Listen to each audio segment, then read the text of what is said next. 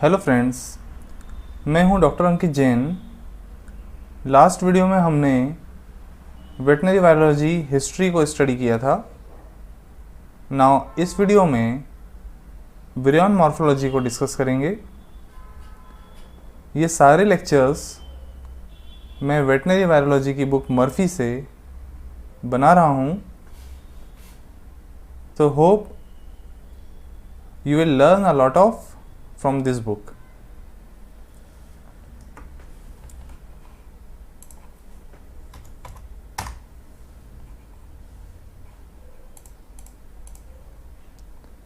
So now जब हम viruses की बात करते हैं तो वायरसेस ना तो लिविंग क्रिएचर है और ना ही नॉन लिविंग क्रिएचर है।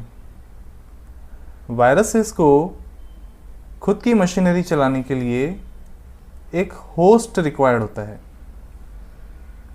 ये होस्ट एक लिविंग क्रिएचर है। जब भी वायरसेस होस्ट से रिलीज होकर इन्वायरमेंट में आते हैं तो यहाँ पर ये वायरसेस नॉन लिविंग क्रिएचर हो जाते हैं और होस्ट में ये वायरस लिविंग क्रिएचर होते हैं। जहाँ पर वायरसेस होस्ट की मशीनरी का यूज़ करके खुद के लिए मैक्रोमोलिक्यूल्स बनाते हैं, कैप्सिड बनाते हैं, इन्वेलप बनाते हैं और अपनी प्रोजनी तैयार करते हैं। तो अगर एक वर्ड में कहा जाए तो viruses are neither living nor non living but at the edge of life. यहाँ पर एक टर्म आता है जिसे हम विरियन कहते हैं। So what is virion? Virion is the complete virus particle. So we know that the virus is made up of nucleic acid and the nucleic acid is surrounded by a capsid. So the nucleic acid and the capsid is called as virion.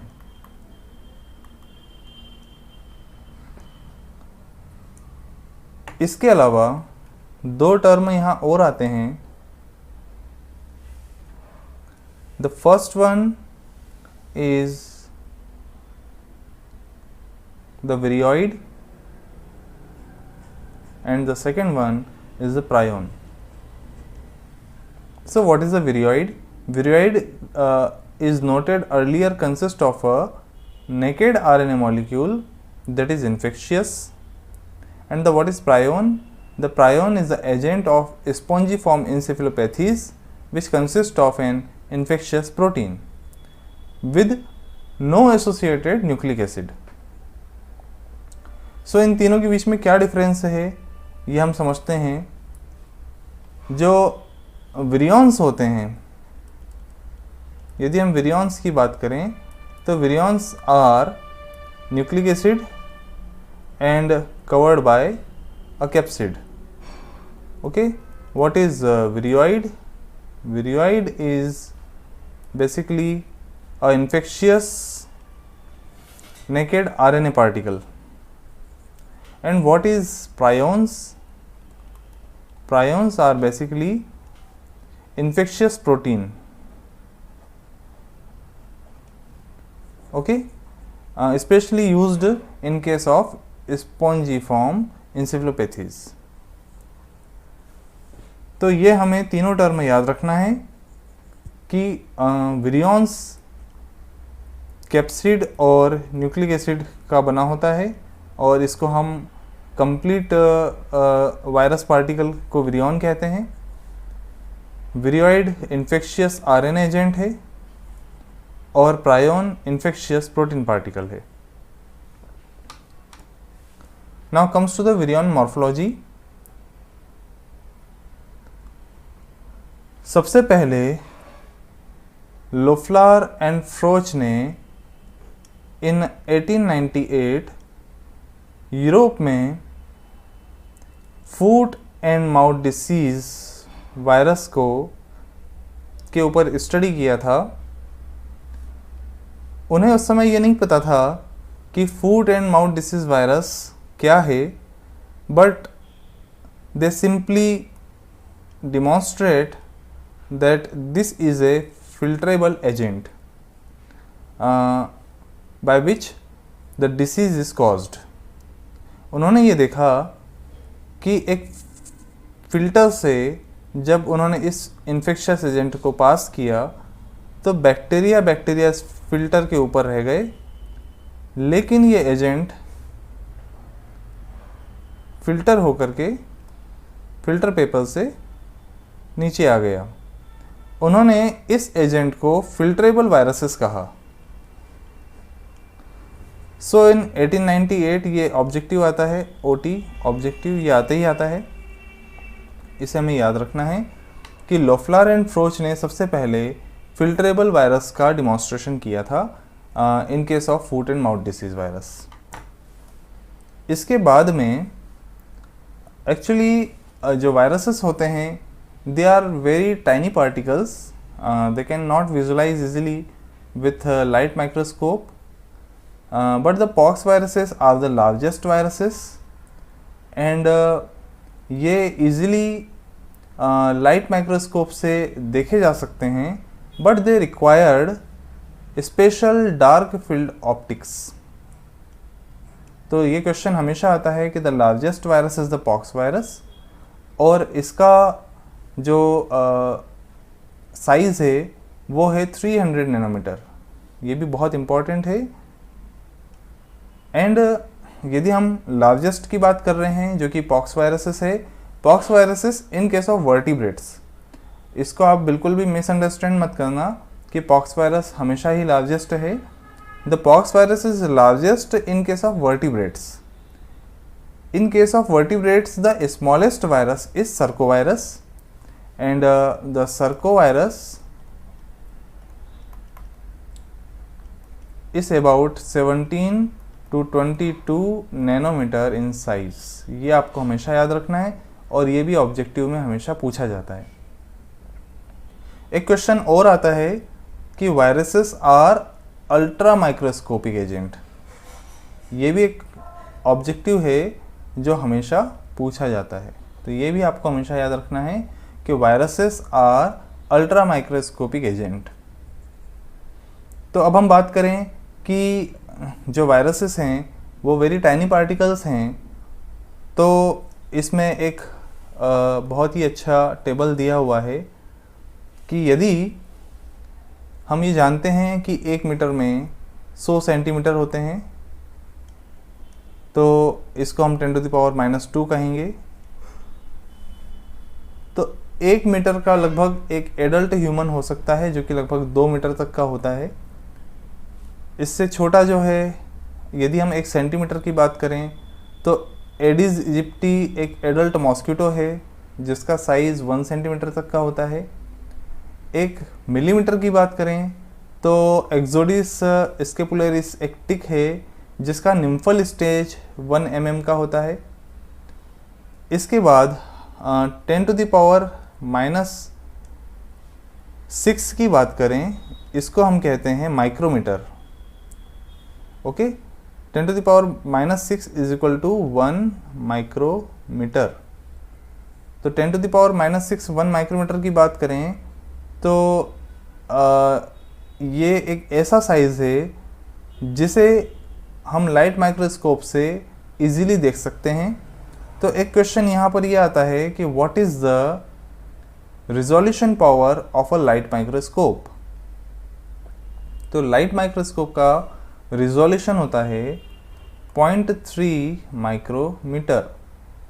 इसको हम ये भी कह सकते हैं 300 nanometre. Okay, 1 nanometre अगर हम लिखें तो 1 नैनोमीटर हम इस प्रकार से लिख सकते हैं 10⁻⁹ ये होता है 1 नैनोमीटर।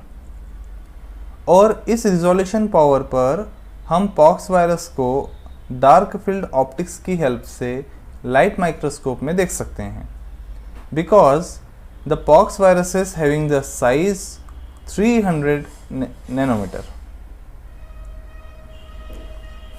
इसके बाद यदि हम 100 नैनोमीटर तक की बात करें तो इन्फ्लुएंजा वायरसेस एंड रेट्रोवायरसेस को हम 100 नैनोमीटर की साइज़ में देख सकते हैं, क्योंकि ये 100 नैनोमीटर साइज़ के होते हैं। Pestiviruses, bovine diarrhoea viruses ये लगभग 50 नैनोमीटर साइज़ के होते हैं। 10 नैनोमीटर की साइज़ पर पिकोना वायरसेस आते हैं, foot and mouth disease viruses आते हैं। इनका साइज़ लगभग 30 नैनोमीटर तक होता है। अब यहाँ सर्कोवायरसेस जिसकी हमने अभी बात की, ये एक ऑब्जेक्टिव है जो कि आता ही आता है। सर्कोवायरसेस का शेप 17 to 22 नैनोमीटर साइज़ का होता है। तो अभी तक हमने देखा कि लगभग 300 नैनोमीटर से लेकर के सर्कोवायरसेस यानी कि 17 to 20 नैनोमीटर तक वायरस का साइज होता है। और ये दोनों question largest pox virus and smallest circoviruses हमेशा पूछा जाता है। In the case of vertebrates ये चीज़ बहुत इंपॉर्टेंट है और ये आपको याद रखना है कि the smallest of the viruses of vertebrates, okay, और पॉक्स वायरसेस भी the largest of the viruses of vertebrates. ठीक है, तो अब हम ये क्वेश्चन उठता है कि आखिर इतने स्मॉल हैं तो इनको कैसे देखा जाए। इसके लिए साइंटिस्ट ने बहुत सारे इन्वेंशंस किए हैं और लगातार इसमें रिसर्च चल रहा है। The first one technique is the electron microscopy and the second one technique is the X-ray crystallography. तो इसके ऊपर भी एक डिफरेंट वीडियो हम बनाएंगे और हमारे वीडियोस को अपलोड करेंगे।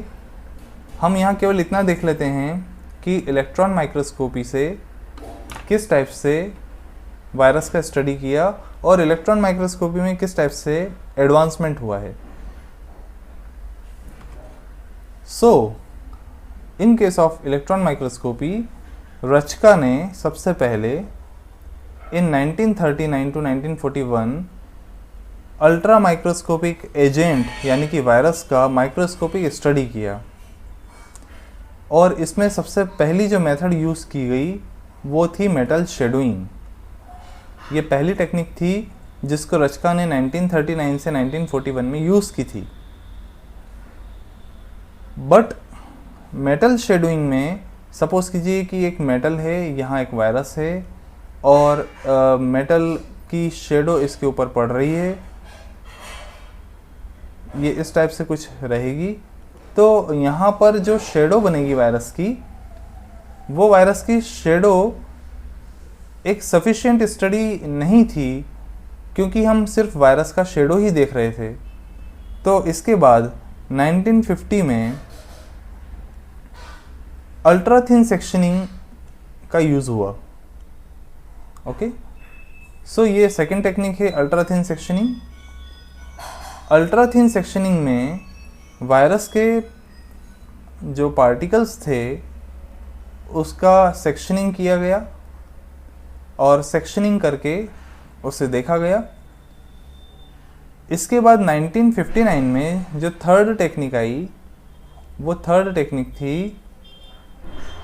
Negative staining. ठीक है, तो जो नेगेटिव स्टेनिंग इसमें आई है उसमें जो सॉल्यूशन यूज़ होता है वो सॉल्यूशन है potassium phosphotungstate.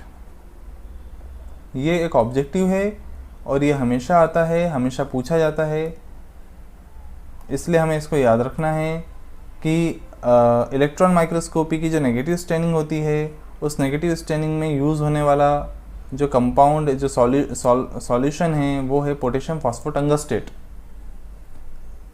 Potassium phosphotungstate which is electron dense product और इसे एक वायरस के सस्पेंशन पर कोट किया जाता है। तो एक ग्रिड होता है, सपोज कीजिए एक ग्रिड है, इस ग्रिड के ऊपर वायरस का सस्पेंशन लगा होता है और इस सस्पेंशन के ऊपर हम नेगेटिव स्टेन जो कि पोटेशियम फास्फोटंगस्टेट है उसका यूज़ करते हैं।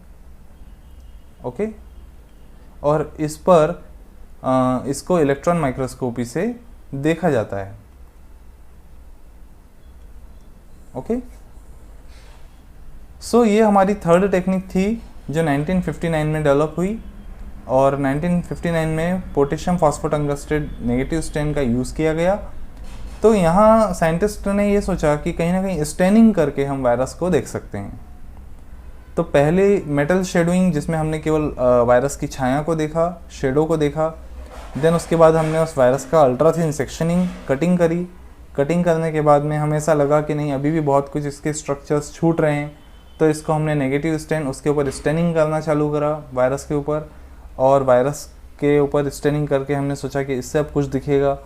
लेकिन फिर भी चूँकि ये तो इनोवेशंस हैं और इसमें अभी बहुत सारी चीज़ें वायरस की हमें देखना बाकी थी, तो इसके बाद में जो नेक्स्ट टेक्निक आती है वो और इस टाइम चूँकि कंप्यूटर्स भी आ गए थे, तो जो नेक्स्ट टेक्निक्स आती है वो है electron microscopy and computer based image construction of frozen unstained virion. यहाँ पर वायरस का स्टेनिंग नहीं किया गया, ये फोर्स टेक्निक रहेगी। तो इसमें वायरस का स्टेनिंग नहीं किया गया, इसको वायरस को फ्रोज़न किया गया, फ्रोज़न करके कंप्यूटर बेस्ड इमेज कंस्ट्रक्शन किया गया। ठीक है, तो इस मेथड की हेल्प से भी वायरस को देखा गया। लेकिन यहाँ तक भी वायरस का हमें जो अल्ट्रा माइक्रोस्कोपिक साइज़ है, या फिर ये कहें कि हमें पता है कि जो वायरसेस होते हैं वो कहीं ना कहीं होस्ट से, ये होस्ट है, ये वायरस है, तो वायरस कहीं ना कहीं होस्ट से लिंक्ड होते हैं। किस टाइप से वो रिसेप्टर लाइगेंड कॉम्बिनेशन बनता है, किस टाइप से पेनिट्रेशन होता है, किस टाइप से अटैचमेंट होता है वायरस का होस्ट के साथ में, तो ये सारी स्टडी इलेक्ट्रॉन माइक्रोस्कोपी से करना बहुत मुश्किल था। इसीलिए नेक्स्ट जो टेक्निक आती है वो थी X-ray crystallography of the viruses. Okay, so X-ray crystallography में ये नेक्स्ट टेक्निक है जिसका use for the virus study के लिए किया गया। इसमें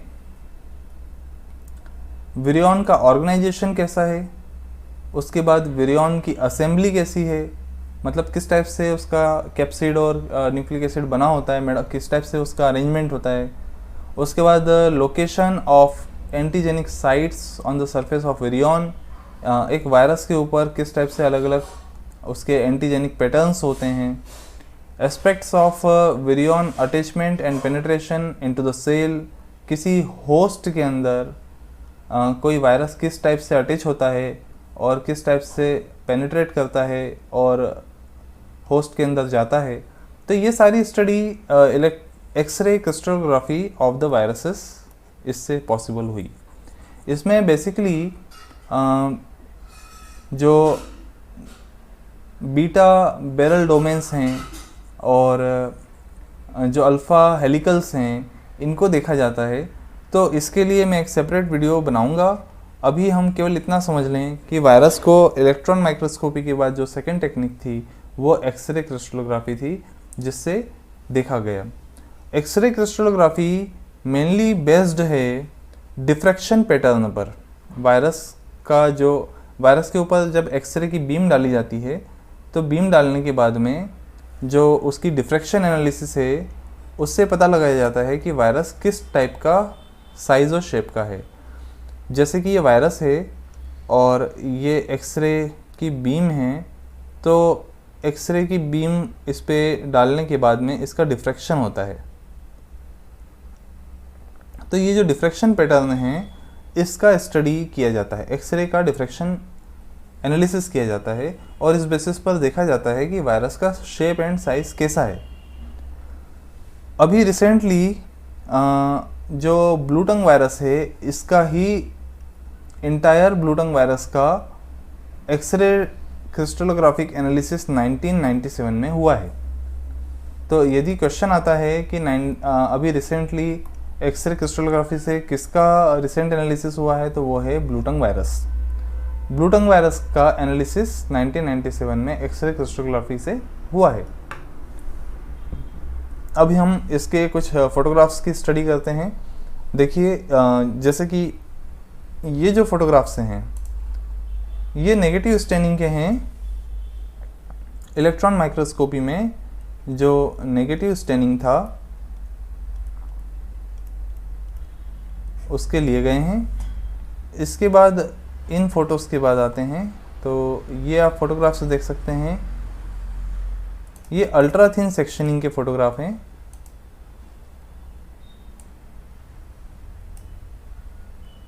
ओके, ये देखिए लिखा है यहाँ पे थिन सेक्शन इलेक्ट्रॉन माइक्रोस्कोपी। तो जब अल्ट्रा थिन सेक्शनिंग की गई तो अल्ट्रा थिन सेक्शनिंग के फोटोग्राफ्स हैं ये, जो सेकेंड टेक्निक थी इलेक्ट्रॉन माइक्रोस्कोपी की। इसके बाद ये थर्ड फोटोग्राफ आप जो देख रहे हैं,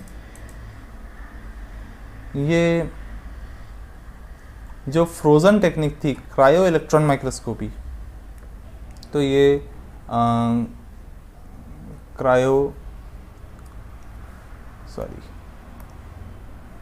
ये जो टेक्निक थी ये थी क्रायो इलेक्ट्रॉन माइक्रोस्कोपी। तो इस टेक्निक में इस टाइप के फोटोग्राफ्स वायरस के दिखे। इसमें आप क्रायो इलेक्ट्रॉन माइक्रोस्कोपी में देख सकते हैं कि जो कैप्सिड है उस पे ये जो हेक्सागोनल और पेंटागोनल स्ट्रक्चर ऑफ कैप्सोमियर है, ये कितना इजीली विजिबल है। इसके बाद जो एक्सरे क्रिस्टलोग्राफी हुई उसमें आप देख सकते हैं कि एक्सरे क्रिस्टलोग्राफी में जो बीटा प्लेटेड शीट्स हैं, alpha helix of the protein हैं, alpha and beta pleated sheets और अल्फ़ा हेलिक्स जो हैं, तो इस टाइप का ये जो प्रोटीन का स्ट्रक्चर है ये इजीली विजुलाइज हुआ with the help of X-ray crystallography. तो आप देख सकते हैं कि एक्सरे क्रिस्टलोग्राफी कितनी बेस्ट टेक्निक है for the visualisation of virus, especially the antigenic pattern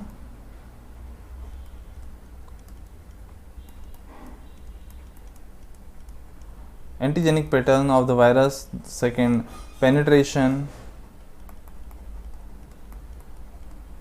third attachment of the virus to the host।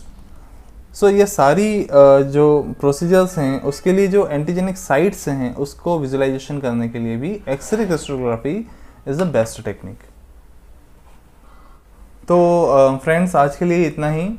मैं इस टाइप के वीडियोस बना करके इसे अपलोड करता रहूँगा। होप सो कि you will enjoy my lectures. Basically ये लेक्चर्स बनाना मेरा पर्पस इसीलिए है क्योंकि इतनी मोटी मोटी बुक्स पढ़ पाना बहुत मुश्किल है। मैंने इन बुक्स को पढ़ा है। मेरे आगे भी मैं इम्यूनोलॉजी टिज़ार्ड की बुक से और वायरोलॉजी जो है मर्फी की बुक से मैं बनाऊंगा, और ओवरऑल जो माइक्रोबायोलॉजी का पोर्शन है उसको मैं कवर करूंगा। तो आप मेरे इस वीडियोस को देखते रहें। नेक्स्ट वीडियो तक के लिए धन्यवाद।